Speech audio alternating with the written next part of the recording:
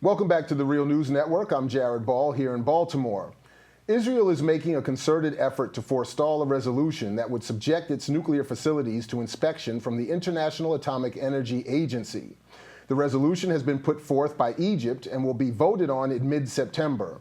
Iran is also likely to support the resolution. Just last Friday, Iranian Foreign Minister Mohammad Javad Zarif published an article in The Guardian titled, "Iran has signed a historic nuclear deal. Now it's Israel's turn." Joining us to discuss this is Phyllis Bennis. Bennis is a fellow and director of the New Internationalism Project at the Institute for Policy Studies in Washington, D.C. She is the author of Before and After U.S. Foreign Policy in the September 11th Crisis, Ending the U.S. War in Afghanistan, a primer, and Understanding the U.S.-Iran Crisis, a primer. Welcome back to the Real News Network, Phyllis Bennis. Good to be with you, Jared. So can you just start off by talking about this resolution, especially in light of the recent Iranian nuclear deal made by the Obama administration here in the United States? Well, you know, it's actually been Israel's turn for a very long time. Israel is the only country in the region that actually has a nuclear weapons arsenal. Unlike Iran, which is being punished, has been punished with sanctions of all kinds for the possibility that someday it might decide maybe sometime it wants to build a nuclear weapon, a decision that all the U.S. intelligence agencies agreed it have not made yet. Israel actually has nuclear weapons, somewhere between 300 and 400 of them, high-density nuclear bombs in their nuclear plant in Dimona in the Israeli desert. They're not acknowledged. Officially, Israel says we refuse to confirm or deny the presence of these weapons. The whole world knows they exist. They've known about them since the early 1980s when Mordechai Vanunu, an Israeli nuclear technician, took photographs in the Dimona plant and fled the country to make them public. He was then captured by Israel, sentenced to many, many years in prison, did almost 18 years in solitary confinement, and was only recently released from prison only to face very serious restrictions on who he can meet with, what he can say, etc. So he's paid an enormous price. But there is no question that Israel has nuclear weapons.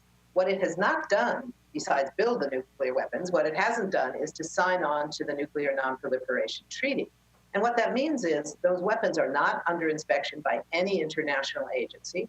We have no idea if they are old, corroded weapons, if they're leaching toxic chemicals, toxic radioactive material into the desert, into the sea. There's just no way to know. And there's been an effort for many years, this is only the most recent by Egypt, to create a weapons of mass destruction free zone throughout the Middle East, a nuclear weapons free zone throughout the Middle East. The US has always accepted Israeli opposition to that demand and has allowed Israel to essentially get away with it. So this is one more effort in the wake of the new agreement between Iran and the 6 world powers that will prevent Iran from ever getting a nuclear weapon in the future if it ever decides to. Instead, they're saying, let's have a nuclear weapons free zone throughout the whole Middle East.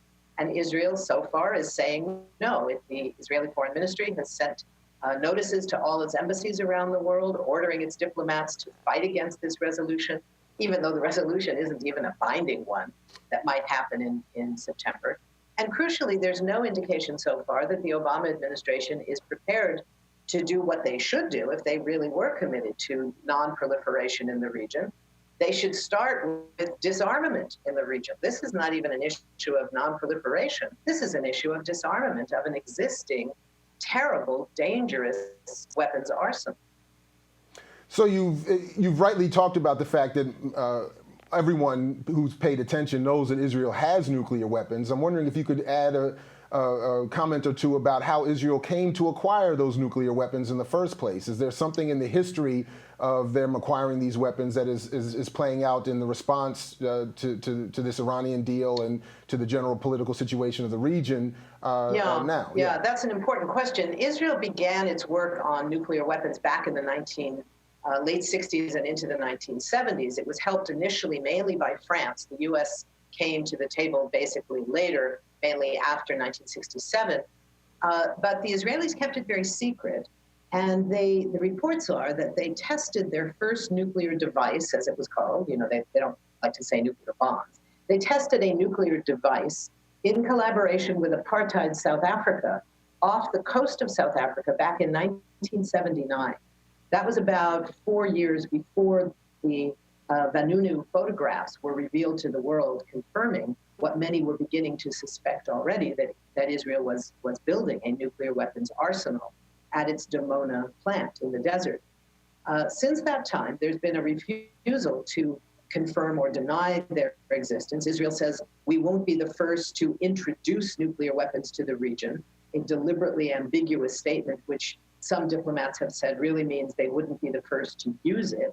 But since nuclear weapons are really designed to forestall someone else threatening any kind of military attack, the fact that everybody knows Israel does have nuclear weapons makes it a very destabilizing reality throughout the region. If you want to look at the kinds of arms races that have gone on in the Middle East, a big reason for those arms races is the existence of Israel's unacknowledged, uninspected, but very well-known nuclear weapons arsenal. So if the resolution does pass, how would this then affect Israel as one of the most powerful political actors in the Middle East? Well, in the immediate sense, it wouldn't at all, because like resolutions of the UN General Assembly, for instance, it's not binding. If the International Atomic Energy Agency, the UN nuclear watchdog, the IAEA, which is the venue where Egypt is bringing this resolution, those resolutions are not considered binding, number one. And any country of the 40, I think it's about 40 countries who are on the board of the IAEA, can actually use what amounts to a veto. So if the US says no, which it so far always has, it has always protected Israel, always defended Israel from being forced to admit or deny that it had these weapons, always protected Israel from having to bring those weapons under some kind of inspection, there's every likelihood the US would do that again, particularly right now when Israel is leading the charge against the Iran nuclear deal. There's certainly no indication that the US is going to crack down on Israel's nuclear weapons.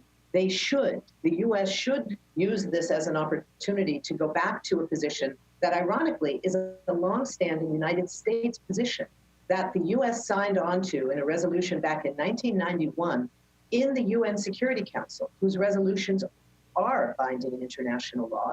This was the resolution that ended the first Gulf War, the first US war against Iraq in 1991 in what was known as the mother of all resolutions because it was very long. It included in Article 14, this is Resolution 687, if anybody wants to go look it up. Article 14 calls for the goal of a zone in the Middle East free of all weapons of mass destruction and the missiles to deliver them. Period, full stop. No exceptions, no Israeli exemption from such a thing. That's the US position. I remember once asking a State Department official, what were you thinking when you wrote that language and then agreed to sign it? And he laughed very dismissively and said, oh, we knew no one would take it seriously. And we said, well, we take it very seriously. And he said, yeah, but we don't. So that was kind of the US position back in 1991 and on. The big question now that someone should ask the Obama administration is, do you take it more seriously than your predecessor did? When the Bush administration said, we don't take it seriously, President Obama came into office pledging a concern for bringing about a nuclear-free world. There's no better place to start than by enforcing what is already US official position to say there should be a weapons of mass destruction-free zone throughout the Middle East. Phyllis Bennis, thank you very much for joining us here at the Real News Network. Thank you, it's been a pleasure. And thank you for joining us here at The Real News. For all involved, I'm Jared Ball, again here in Baltimore. And as always, as Fred Hampton used to say, to you we say peace if you're willing to fight for it. So peace, everybody, and we'll catch you in the whirlwind.